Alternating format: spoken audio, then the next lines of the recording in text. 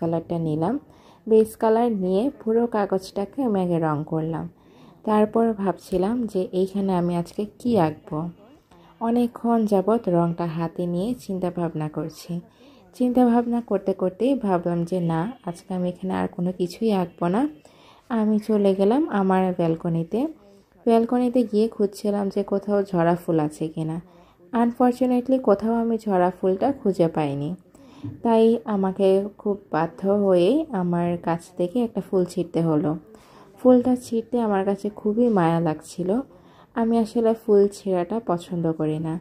গাছের জিনিস তো গাছেই সুন্দর, তাই না? তারপরও আজকে একটা ফুল নিলাম সেখান থেকে।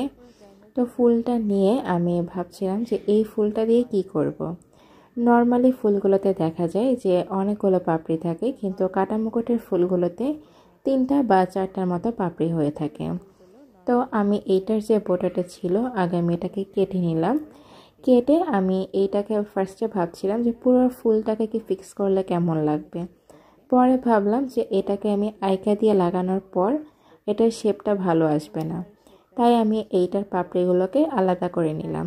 এখানে 3টা পাপড়ি ছিল, তো 3টা পাপড়িকে আমি রেখে দিলাম। তো একটা ফুল দিয়ে তো আসলে পুরো কাগজটাকে কভার করা যাবে না, তাই আরেকটু মনে কষ্ট নিয়ে আমি ফুল ছিঁড়ে আসলাম। তো আমি এখানে টোটাল 3টা ফুল ইউজ করেছি। প্রত্যেকটা ফুলের পাপড়িকে আমি অফ ক্যামেরায় আলাদা করে নিয়েছি। তো এই ছিল ফুলের পাপড়িগুলো। তারপরে এগুলোকে কাগজে বিভিন্নভাবে বিভিন্ন জায়গায় রেখে ভাবছিলাম যে কোথায় কিভাবে ফিক্স করা যায়। তো মন মতো কোথাও ফিক্স করতে পারছিলাম না। বারবার এদিকে রাখছিলাম সেদিকে রাখছিলাম, কিন্তু কোনোভাবে মন মতো ফিক্স হচ্ছিল না। যেভাবেই রাখছি না কেন মনে হচ্ছে এখানে কিছু একটা মিসিং বা মন মতো রাখা হচ্ছে না, তাই বারবার এগুলোকে উঠাচ্ছিলাম।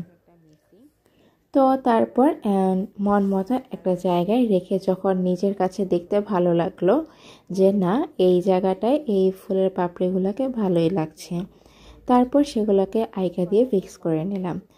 তারপর ফুলের যে বোটার অংশটা ছিল সেগুলোকে আমি ছোট ছোট করে কাটলাম। ছোট ছোট করে কেটে আমি কাগজটার বিভিন্ন জায়গায় ছড়িয়ে ছিটিয়ে দিয়ে আইকা দিয়ে সেগুলোকে ফিক্স করে নিলাম। তারপর আমি এগুলোকে শুকানোর পর বারান্দায় নিয়ে আসলাম। তো এই তো তৈরি হয়ে গেল আমার আজকের আর্টটা।